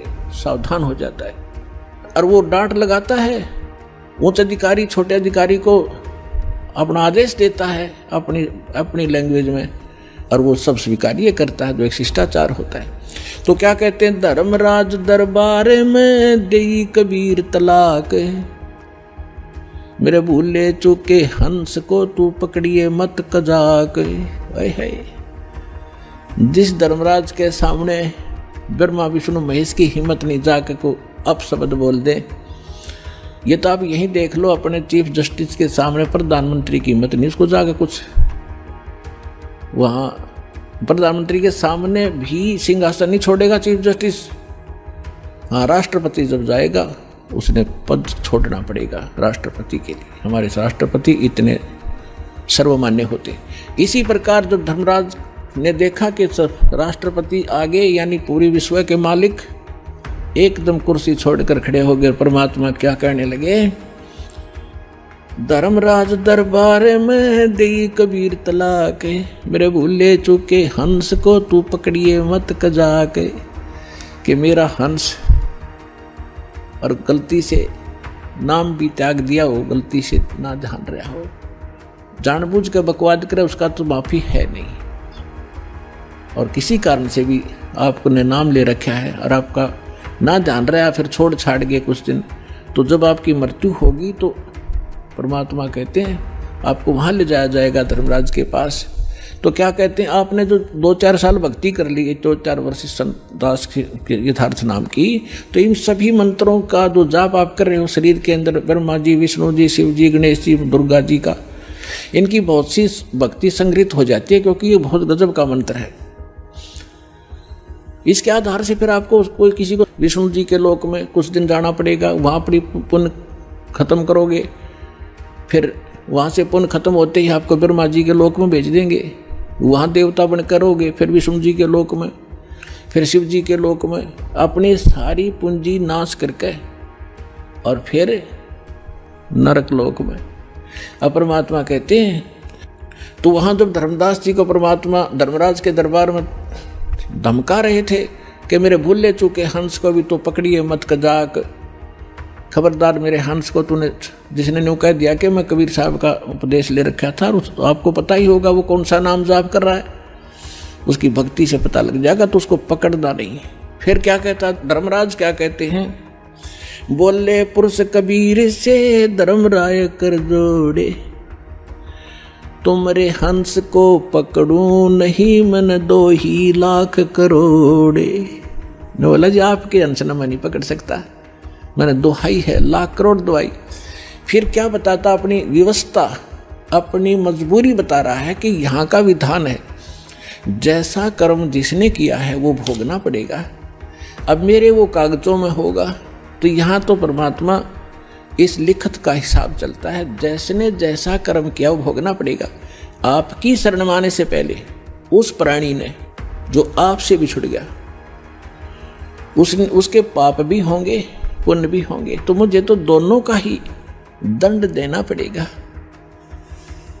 तो परमात्मा क्या कहते हैं, धर्मधारी जारी नरा और भांग तमाकू खाई, यानी पहले कितनी गलती कर रखी है इसने, मद आहारी शराब पीने वाले, यानी और भी बहुत सी गलतियां जो कर दी हों, तमाकू भांग खाते हों, और पर्दा राग पर घर तकें, दूसरे की पत्नी में पूरी नीयत रखते हैं, दूसरे के घर को तकते हैं, यानी चोरी दाव लगाते हैं, उनको पकड़ूं के नहीं। आपकी शरण माने से पहले जिन्होंने जो गलतियां ये कर रखी हैं दाता, उनको पकड़ूं के नहीं। मदहारी जारी नरा जो भांग तमाकू खाही, पर दारा पर घर तकें जिनको लो अकनाही। धर्मराय विनती करे सुनियो पुरुष कबीर, हे भगवान कबीर सुनियो, जिनको तो पकड़ने पड़ेंगे और जड़नी पड़े जंजीर। अब परमात्मा क्या कहते हैं, कर्मों से तीरथ हैं अब हैं जो शरण कबीर, जिनको निश्चय मारे हूं और काटो बल तकसीर। यानी परमात्मा क्या कहते हैं, पहले किए सो बख्श हूं आगे करे ना कोई, गरीबदास कबीर कहे धर्मराय सो नाम रटे मम सोई। ये करम वरम ब्रह्मंड के मैं पल में करहूं नेश, जिन हमरी दो ही दी सो करो हमारे पेश। अपने आत्माओं अध्यात्म ज्ञान का तभी छींट भी नहीं थी अपने पास। इस जैसे आप देखते हो प्रत्येक देश में, प्रत्येक देश का एक राजदूत भवन होता है, ऐसे ही परमात्मा ने प्रत्येक ब्रह्मांड में अपना एक राजदूत भवन बना रखा है। और जो यहाँ ऐसा कहता है कि मैं तो ऐसे ऐसे भगवान कबीर साहब का भक्त हूँ और आप मेरा निर्णय, मेरा कोई अकाउंट नहीं कर सकते, तो परमात्मा कहते हैं कर्म भ्रम ब्रह्मंड के मैं पल में कर हूँ नेश, 1 मिनट में नष्ट कर दूंगा तेरे, तूने ये बकवास जो इस जीव से करवा रखी है, तूने करवाए सारे उल्टे कर्म इससे, अज्ञान भर के इसके अंदर। और जिसने मेरा नाम लिया, मेरी दुहाई दी के इस हृदय से जो पुकारेगा वहाँ के, मैं तो भगवान कबीर साहब का शिष्य था, उनका बच्चा हूँ, आप मुझे कैसे ले आए यहाँ पर।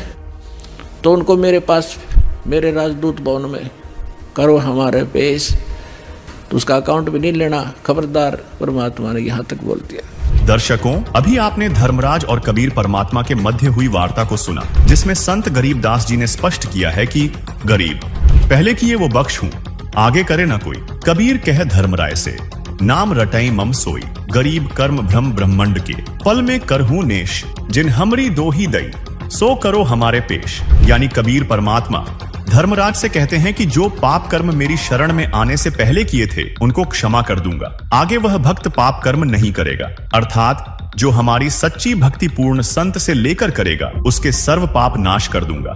तथा कबीर परमेश्वर ने पुनः कहा कि इस काल लोक के सर्व संचित वर्तमान व प्रारब्ध कर्म जो भ्रमित करके कराए गए हैं, मैं अपने भक्त के उन सब पाप कर्मों को एक क्षण में नष्ट कर दूंगा। जिन्होंने मेरी दुहाई दी है, यानी पुकार कर कहा है कि हम कबीर परमेश्वर के भक्त या भक्तमती हैं, उनका हिसाब अर्थात कर्मों का लेखा जोखा भी तू मत लेना, बल्कि उनको मेरे दरबार में त्रिकुटी पर बने सतगुरु स्थान पर पेश कर देना। उनके कर्मों का हिसाब मैं स्वयं करूंगा। दर्शकों, दिवाली का धुआं ठीक से छटता भी नहीं कि एक और परंपरा शुरू हो जाती है, गोवर्धन पूजा। सवाल यह है कि क्या यह प्रकृति की पूजा है या फिर एक और ऐसा अनुष्ठान जहां हम खुद भगवान कृष्ण के आदेशों को ही नजरअंदाज कर रहे हैं। सवाल नंबर 4, दीपावली के ठीक बाद मनाई जाने वाली यह गोवर्धन पूजा आखिर है क्या? क्या यह शास्त्रों में वर्णित है और क्या उस गोवर्धन पर्वत की परिक्रमा करने से वाकई कोई लाभ होता है? संत रामपाल जी महाराज ने बताया है कि गोवर्धन पूजा के विषय में धर्म गुरुओं द्वारा वह कहानी जो हमें सुनाई जाती है वह यह है कि श्री कृष्ण ने ब्रजवासियों को इंद्र जैसे देवताओं की पूजा करने से रोककर एक परम शक्ति की पूजा करने को कहा था। जब बौखलाए इंद्र ने बारिश से सब कुछ डुबोना चाहा, तो कृष्ण ने अपनी उंगली पर गोवर्धन पर्वत उठाकर सबकी रक्षा की। संदेश साफ था, बिचौलियों और छोटे मोटे देवताओं को पूजना बंद करो। पर आज हम क्या कर रहे हैं? हम उसी गोवर्धन पर्वत की परिक्रमा करके श्री कृष्ण को सम्मान देने का नाटक तो करते हैं, लेकिन साथ ही साथ उन्हीं देवी देवताओं की पूजा भी करते रहते हैं जिन्हें पूजने से कृष्ण जी ने मना किया था। यह तो श्री कृष्ण के आदेश की सीधी सीधी अवहेलना है। आप गोवर्धन की परिक्रमा करके असल में भगवान कृष्ण का अपमान कर रहे हैं और इस क्रिया के साइड इफेक्ट्स और भी खतरनाक हैं। यह शास्त्रोक्त साधना तो है नहीं, इसलिए इससे लाभ तो शून्य है, पर नुकसान की गारंटी पूरी है। जब श्रद्धालु परिक्रमा करते हैं तो उनके पैरों के नीचे लाखों करोड़ों कीड़े मकोड़े और जीव जंतु कुचलकर मर जाते हैं। आप गए थे पुण्य कमाने, लेकिन आपके खाते में जुड़ता है सिर्फ पाप। सूक्ष्म वेद में कहा भी गया है, पृथ्वी ऊपर पग जो धारे, कोटि जीव एक दिन में मारे। यानी हर कदम पर लाखों हत्याओं का पाप आपके सिर। यह कैसा धर्म है जो हमें पुण्य के नाम पर पाप के गड्ढे में धकेल रहा है? यह कैसा धर्म है जो हमें पुण्य के नाम पर पाप के गड्ढे में धकेल रहा है? लेकिन इस त्योहारों की ट्रेजेडी पर ट्रेजेडी वाली सीरीज की आखिरी कड़ी अभी बाकी है। तो अब आते हैं हम अपने 5वें और अंतिम सवाल पर। सवाल नंबर 5, दिवाली के 2 दिन बाद मनाए जाने वाला भाई दूज आखिर क्यों मनाया जाता है? क्या कुमकुम का एक टीका लगाकर आरती उतार देने से भाई बहन की रक्षा हो सकती है? मकसद तो अच्छा है, रक्षाबंधन की तरह ही बहनें भाई की लंबी उम्र और सुरक्षा की कामना करती हैं। लेकिन हकीकत क्या है? क्या यह एक और खोखला रीति रिवाज नहीं जिसकी कोई गारंटी नहीं? अखबारों की सुर्खियां गवाह हैं कि कई बार भाई दूज के दिन ही भाई बहन हादसों का शिकार हो जाते हैं। रोहतक में भाई दूज का टीका लगवाकर लौट रहा एक परिवार सड़क हादसे का शिकार हो गया, जिसमें कार सवार पति पत्नी और 12 वर्षीय बेटे की मौके पर ही मौत हो गई। 152D एक्सप्रेसवे पर गांव बसाना और कलानौर के बीच ये हादसा हुआ। भाई दूज के दिन किसी बहन का भाई बिछड़ गया तो किसी घर का चिराग बुझ गया। एक सड़क हादसा हुआ जिसने तबाही मचा दी और एक परिवार की हंसती खेलती जिंदगी उजड़ गई। सागर जिले के रहली थाना अंतर्गत बलेह रोड पर आज सुबह एक भीषण सड़क हादसा हो गया, जिसमें एक अज्ञात वाहन ने बाइक सवार 2 युवकों को टक्कर मार दी। इस दुर्घटना में बाइक चालक की मौके पर ही मौत हो गई, वहीं दूसरा युवक गंभीर रूप से घायल हो गया।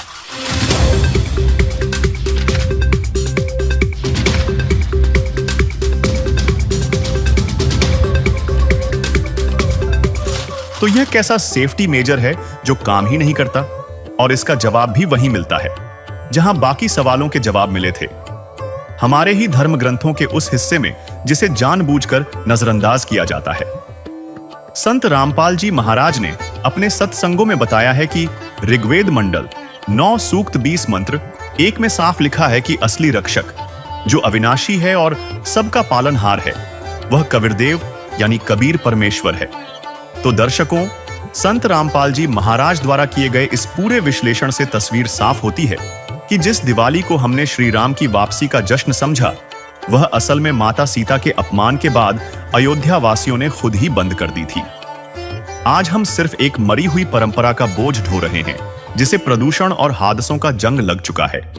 जिस गोवर्धन पूजा को हमने कृष्ण भक्ति समझा, वह असल में कृष्ण जी के ही आदेशों का खुला अपमान है, जहां हम पुण्य कमाने के चक्कर में लाखों जीवों की हत्या का पाप अपने सिर ले रहे हैं। और जिस भाई दूज को हमने रक्षा का कवच समझा, वह एक ऐसी परंपरा है जिसकी अपनी कोई गारंटी नहीं। यह सब शास्त्र विरुद्ध एक मनमाना आचरण है। इन त्योहारों को मनाने से न तो वह सुख समृद्धि मिल सकती है जिसका हमें लालच दिया जाता है, और न ही हमारी रक्षा हो सकती है। असली रक्षक, असली पाप नाशक और कर्म के बंधनों से छुड़ाने वाला बंदी छोड़ कोई और है। वह है कबीर परमेश्वर, जो हमें सिर्फ सुख समृद्धि नहीं बल्कि पूर्ण मोक्ष भी प्रदान कर सकता है। और अगर आपको इन त्योहारों के जाल से निकलकर उस असली शक्ति की यथार्थ भक्ति जाननी है, तो उसकी जानकारी के लिए आप संत रामपाल जी महाराज YouTube चैनल पर संत रामपाल जी महाराज के सत्संग देख सकते हैं।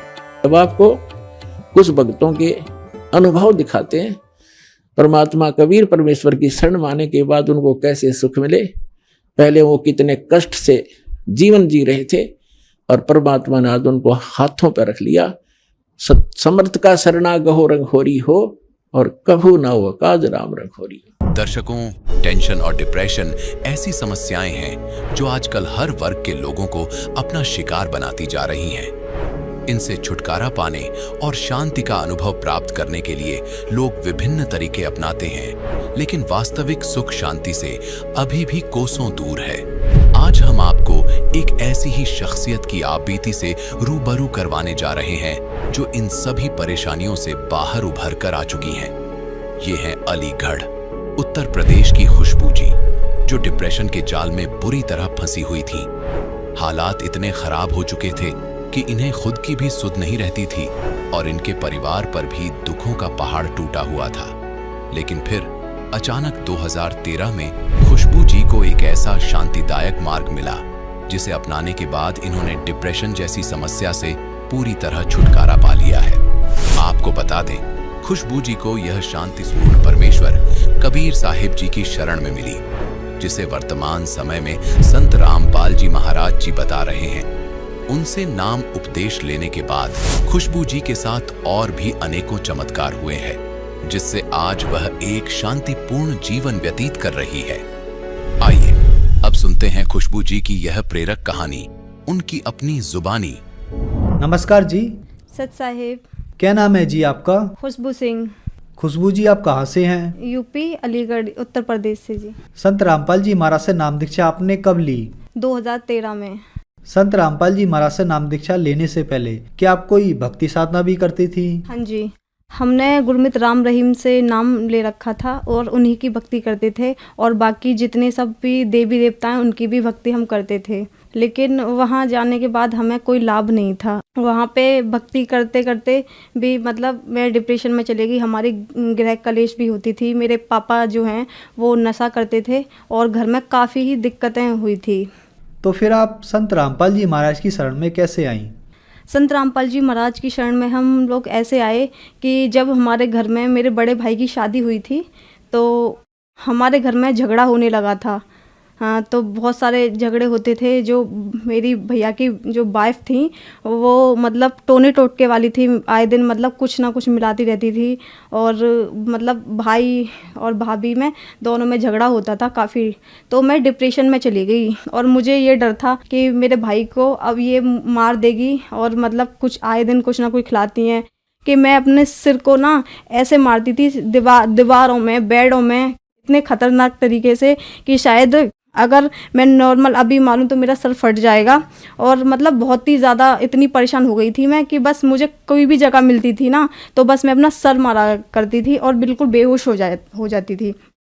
कोई नहीं, फिर उसके बाद हमने मतलब एक आध दो तांत्रिकों पे दिखाया, किसी ने बताया कि आप वहाँ पे दिखा लो, तो सब ने बोला कि इस पे किया हुआ है और मतलब तुम्हारे घर में बहुत जादू मंत्र चला हुआ है। तो कोई नहीं, मम्मी ने हर जगह दिखाया, हमें कोई भी लाभ नहीं हुआ था। उसके बाद फिर हम लोग आगरा गए। मुझे आगरा केसी गुरनानी डॉक्टर हैं, वहाँ पे दिखाया, वहाँ मेरा टेस्ट कराया। तो उसने बोला कि इसके दिमाग में टेंशन है और कुछ भी नहीं है। तो उसने बोला कि ये दवा है ऐसे ऐसे, और इसको खा के अगर आराम मिल जाएगा तो इसे आराम मिल जाएगा, नहीं तो फिर उसके बाद तुम दोबारा इसको लेके आओ। तो मुझे वहाँ पे ले गए डॉक्टर पे। डॉक्टर के लाने के बाद उसी रास्ते से फिर हम मतलब जो मेहंदीपुर बालाजी हैं वहाँ पे मतलब मेरी मम्मी, मेरे भाई और मेरे भाई के कुछ दोस्त थे, वो वहाँ पे हम लोग गए बालाजी। वहाँ पे मतलब जो भी पूजा होती है वो सब वहाँ पे किया। मुझे वहाँ पे भी कोई लाभ नहीं था। मैं वहाँ पे भी ऐसे ही सर पटक रही थी, भाग रही थी, सबको मारती थी। जो भी रास्ते में मुझे मिलता था मैं उसको पीटती थी बुरी तरीके से। तो इस तरीके से मुझे मेरे घर वाले मतलब कभी कपड़े से बांधकर या फिर दोनों हाथ पकड़ के मुझे हर जगह ऐसे ले जाया करते थे। कोई नहीं, फिर वहाँ से आ गए। तो मेरी दीदी के ससुर संत रामपाल जी महाराज का सत्संग देखा करते थे। तो उन्होंने बोला कि अगर आप लोगों की मर्जी हो तो एक बार संत रामपाल जी महाराज ऐसे ऐसे हैं, और वो मतलब कितनी भी मतलब भयंकर से भयंकर बीमारी हो या कुछ भी गृह कलेश हो, कुछ भी हो, कितना भी कुछ भी कराया हो, वहाँ पे सब लोग ठीक हो जाते हैं।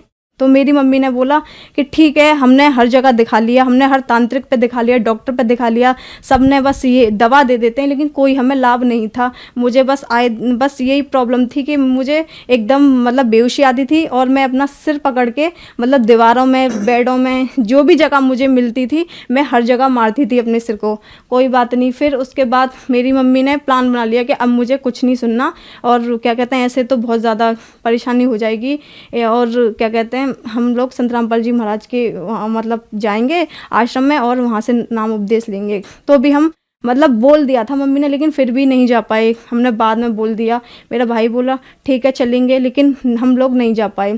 फिर उसके बाद दूसरे दिन एक मतलब चलता फिरता बाबा आया और वो बोल रहा था कि मतलब तुम्हारे बेटे को 6 महीने का दिया हुआ है और 6 महीने के अंदर अंदर ये मर जाएगा। कोई बात नहीं, ये बात मैं सुन रही थी, मुझे होश आता था, और इसी बात को सोचते सोचते मैं एकदम मतलब बहुत ज़्यादा परेशान हो गई, बहुत ज़्यादा, इतना कि मेरा दिमाग मुझे खुद नहीं मालूम कि उस टाइम पर कहाँ चला गया। कोई बात नहीं, हम नहीं गए। फिर हमने उस बाबा से पूजा कराई अपने घर में, और मतलब जो भी उसने बताया वो सब किया। भैया कब कॉल आया, आपने कुछ घर में कराया है? कि हाँ कराया, कि मुझे परेशानी हो रही है बहुत ज़्यादा। तो मेरी मम्मी बोली कि अच्छा ठीक है भाई। तो मेरी मम्मी ने उनको बोला कोई भी नहीं, और ज़्यादा हम इतने गिर गए थे कि हमें सिर्फ, मैं तो उस टाइम पे ये सोचती थी कि हम तो या तो हम मर जाएं या फिर मतलब भगवान हमारा ये सब मतलब जो कष्ट है वो मतलब दूर कर दे। जो राम रहीम थे उनके सत्संग में जाते थे, मैंने लेटर लिखा था, मैंने कहा मेरे लेटर को कोई वहाँ तक पहुँचा दे, लेकिन कोई भी पहुँचाने वाला नहीं था। मैंने मतलब साईं बाबा को मैं ज़्यादा मानती थी, मैंने वहाँ भी प्रार्थना की, लेकिन कोई भी लाभ नहीं था। जितने भी देवता सबसे मैंने वो संकल्प किया, भगवान मतलब मेरा जो दुख है वो कैसे भी आप दूर कर दो, कुछ भी नहीं हुआ। फिर उसके बाद एक और तांत्रिक हैं, हम दूसरे दिन वहाँ पे किसने बताया तो उनके पास भी गए, उन्होंने बोला कि इसको टोने दिए गए हैं और 2 घुल चुके हैं और अभी 4 बाकी हैं। तो मुझे और टेंशन हो गई, मुझे हर जगह दिखाया, कुछ भी लाभ नहीं है। उस दिन फिर मेरी मम्मी बोली कि अब हमें कहीं नहीं जाना, हमें संत रामपाल जी महाराज के आश्रम में जाना है और मुझे कुछ भी दिखाई नहीं दे रहा, मुझे पता है अब कोई भी नहीं है, अब वही लास्ट चांस है और वहीं पे हम जाएंगे।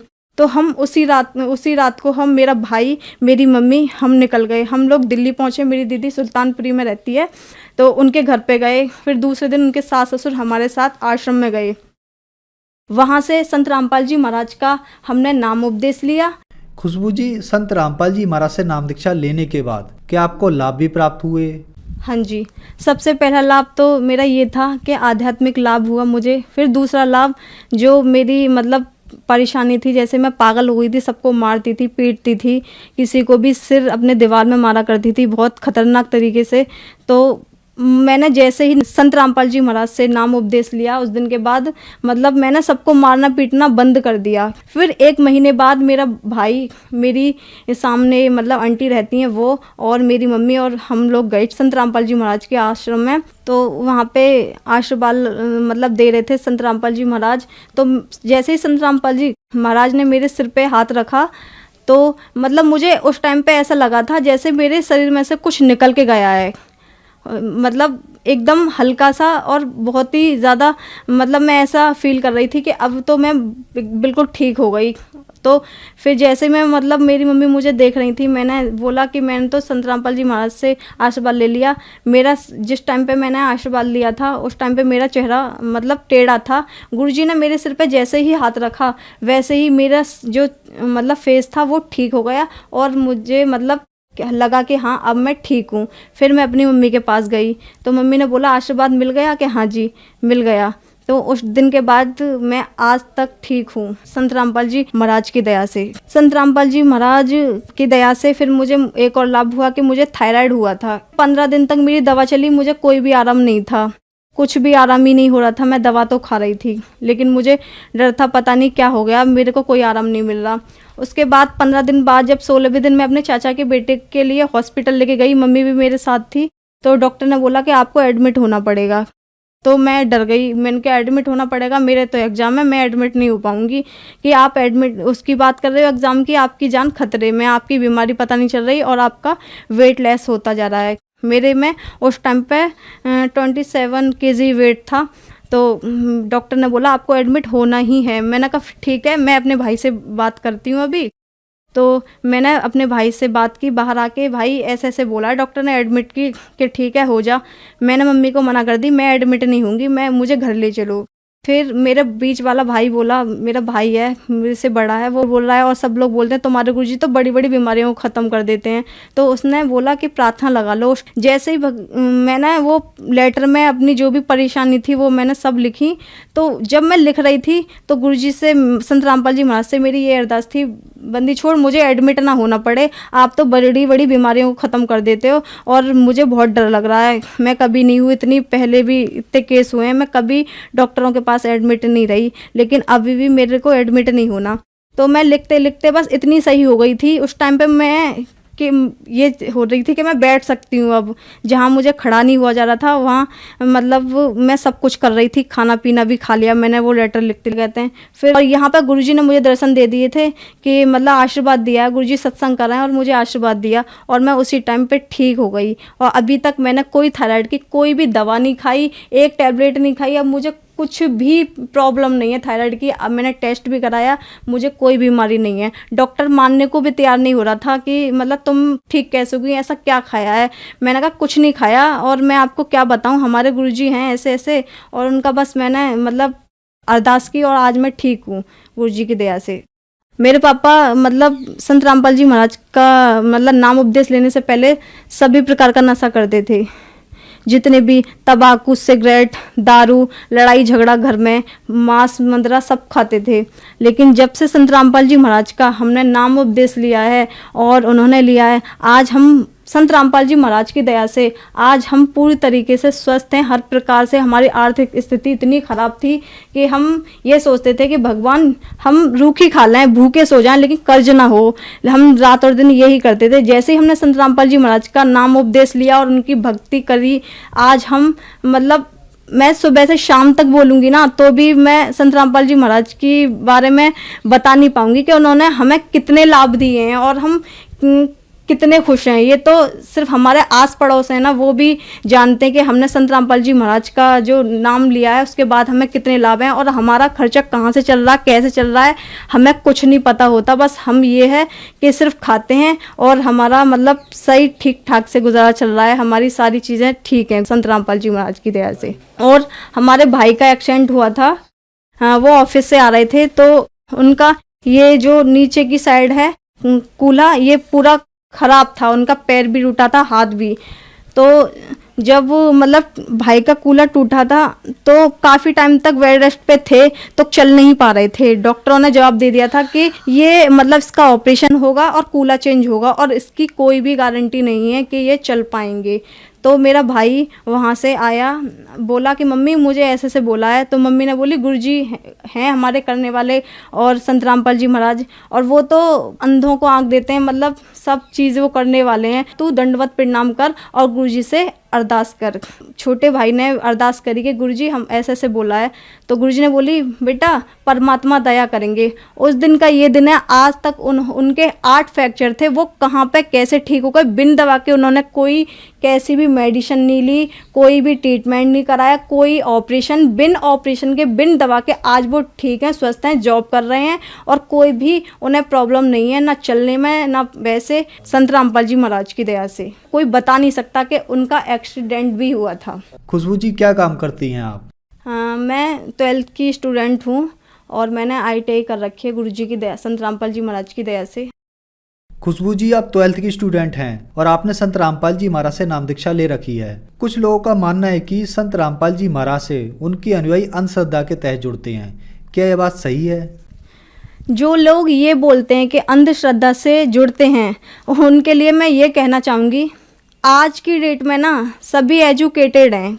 तो संत रामपाल जी महाराज जो ज्ञान बताते हैं वो सभी वेदों के अकॉर्डिंग है, उसमें मतलब कोई भी अंधश्रद्धा नहीं है। अंधश्रद्धा ज्ञान तो वह होता है जो वेदों के अलावा कोई ज्ञान देता हो, जैसे अन्य गुरु देते हैं जहाँ कोई प्रमाण नहीं होता। जबकि संत रामपाल जी महाराज तो पूरा प्रमाण सहित बताते हैं कि हमारा पूर्ण परमात्मा मतलब सहशरीर है, ठीक है। और बाकी अन्य गुरु किसी ने भी आज तक यह नहीं बताया कि परमात्मा साकार है। जो श्रद्धालु आज आपको टीवी पर देख रहे हैं, आप उन्हें क्या संदेश देना चाहेंगी? मैं संदेश तो नहीं दे सकती, लेकिन उनसे हाथ जोड़ के प्रार्थना ज़रूर है कि संत रामपाल जी महाराज पे मतलब बोलने से पहले कि वो सभी गुरुओं की बुराइयां करते हैं या फिर भक्ति छुड़वाते हैं, एक बार, केवल एक बार मेरे भाई बहन जितने भी हैं ना, वो सिर्फ एक संत रामपाल जी महाराज का एक बार सत्संग तो सुने, देखें तो सही, समझे तो सही, जो संत रामपाल जी महाराज जो ज्ञान बता रहे हैं वो कैसा है, किस आधार पर है, ठीक है, सही है या गलत है, उसके बाद ही बोलें। उससे पहले ये ना बोलें कि संत रामपाल जी महाराज का ज्ञान जो है बेकार है या फिर ऐसा है या प्रमाणित नहीं है। जितने भी मतलब गुरु है ना, उन्होंने आज तक हमारे वेदों का रहस्य नहीं बताया, वो सिर्फ संत रामपाल जी महाराज ने बताया है। इसलिए मेरे सभी भाई बहनों से हाथ जोड़ के विनती है कि एक बार, केवल एक बार संत रामपाल जी महाराज का सत्संग देखें और समझें। खुशबू जी अब आखिरी सवाल आपसे, संत रामपाल जी महाराज से नाम दीक्षा कैसे ली जा सकती है? संत रामपाल जी महाराज से नाम उपदेश लेने के लिए शाम को टीवी पर सत्संग आता है, उसमें पीली पट्टी नीचे दी जाती है, उसमें नंबर दिए जाते हैं और जहाँ भी आप रहते हो उसी के अकॉर्डिंग आपको मतलब बता दिया जाएगा। हर जिले में मतलब संत रामपाल जी महाराज का मतलब सेंटर खुला है, नामदन खुले हुए हैं, वहाँ से आप मतलब नंबर लेकर और बात करके फ़ोन पे पूछ सकते हो कहाँ पे कैसे लेना है, तो आपको वहाँ मिल जाएगा नाम उपदेश। धन्यवाद जी। सच्चाई। तो पुण्यात्माओं, आपका कर्तव्य बनता है, कहते हैं आप तेरे जगतार ही, आपका तो कल्याण निश्चित है यदि मर्यादा में रहोगे और भक्ति करते रहोगे, आपका और आपके परिवार का तो कल्याण निश्चित है। लेकिन आपका ये भी कर्तव्य बनता है, फर्ज बना है, भूले न राह बतावे, जिसको ज्ञान नहीं है, भटक रहे हैं, उनको कोशिश करें समझाने की, लेकिन प्यार से। किसी को आप समझाने की चेष्टा करोगे, उसको एक बार तो कड़वा लगेगा। आपको भी ऐसा ही महसूस हुआ होगा प्रारंभ में, हमें भी ऐसा ही लगा था। जैसे गोरखनाथ जी को परमात्मा ने कहा था, गोरखनाथ मैं सबका गुरुआ, मैं सबका गुरु हूं पूरे विश्व का। तो गोरखनाथ जी कह रहे थे, आपका तुमरा वचन मोह लाग गए कड़ुआ। आप जो कह रहे हो ना अपने आप को, मैं सबका मार्गदर्शक हूं, गुरु हूं, ये बात मुझे अच्छी नहीं लगती, कड़वी लगती है, बुरी लगती है। तब परमेश्वर ने कहा था कि कड़ुआ लगे सो मीठा होई, हमरी बात पतीजा जोई। हमारी बात पर विश्वास करोगे तो आज जो आपको कड़वा लग रहा है एक दिन मीठा होगा। तो पुण्यात्माओं, आपका कर्तव्य बनता है इस परमेश्वर के सच्चे ज्ञान को अपने भाई बहनों पूरे विश्व के सभी हम एक वहाँ तक पहुँचाओ, जन जन तक पहुँचाओ। हम सभी एक परमात्मा के बच्चे हैं। हम अपनी अनजानपने में भिन्न भिन्न हो गए, गलत गुरुओं ने हमें बांट दिया, तो हम फिर एक हो सकते हैं। इस परमात्मा के ज्ञान को जन जन तक पहुँचाओ। यहाँ आश्रम से जो प्रचार की सामग्री ले जाओ और कोशिश करो सब तक पहुँचाने की। आपको एक और विशेष उपकार होगा, आत्म प्राण उद्धार ही ऐसा धर्म नहीं। और एक जीव को काल के उस पाड़े ते छुटवा के सतलोक आश्रम में जोड़ने का इतना पुण्य होगा जैसे करोड़ गऊओं को कसाई से बचाने का एक पुण्य होता है। तो आपको इतना पुण्य होगा, आप भी प्रचार करो और प्यार से करो, किसी का संघर्ष नहीं करे। कोई आपको बुरा भी बोला, आपका भाई बहन समझ गए कि इसको पता नहीं है, तो उसके साथ विरोध नहीं करे, आगे चल पड़े। जिसको सुहा उसको ज्ञान समझावे और यहाँ से पुस्तकें लेकर वो बांटो और सबका कल्याण कराओ। बोलो सतगुरुदेव की जय।